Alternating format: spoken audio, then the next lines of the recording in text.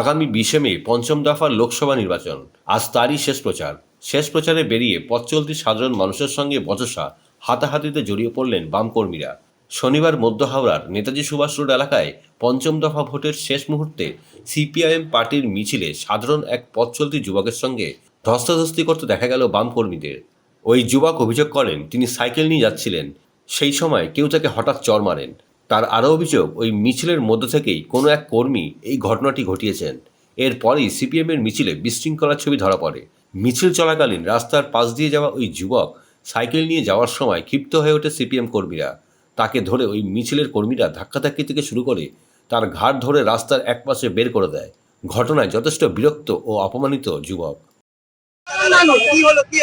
এখানে এসে কলার হাত ধরে মারছে, সাইড দিয়ে যেতে যাবে না। আপনি কি বললেন? আপনি কি বলেছেন? আমি সাইড দিয়ে যেতে চাইছি।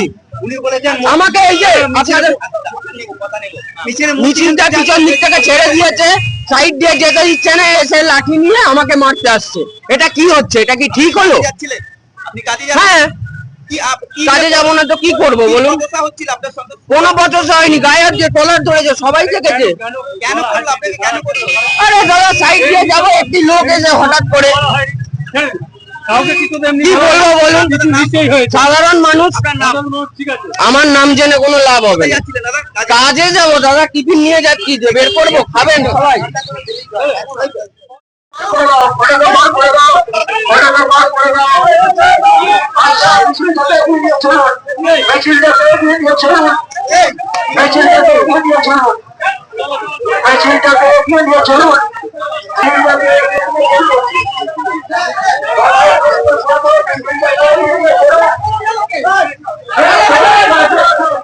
বামেদের প্রসারের মিছিল বেরিয়েছে, সেখানে একজন সাইকেল আরোহী কাজে যাচ্ছিল।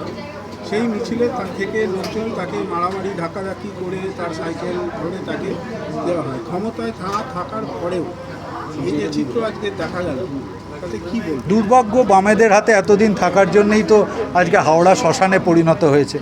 মানুষ আর চায় না, মানুষ চায় যশস্বী প্রধানমন্ত্রী নরেন্দ্র মোদীজি।